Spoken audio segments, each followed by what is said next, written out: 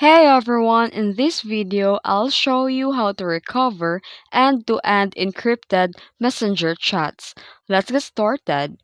So, if you back up to Google account, you can open the messenger on your device.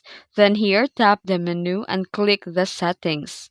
And select settings and privacy. And here, tap end-to-end encrypted chats. And select message storage. Choose Restore with Google account and follow the prompts to sign in with a Google account that you used for backup.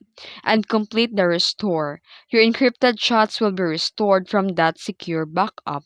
And also, if you use a PIN or one-time code or 40-character code, Messenger supports a secure restore methods using PIN. You can open the Messenger and then here, turn on the restore secure storage and pick the method that you previously set and follow the prompts to restore. And that's it.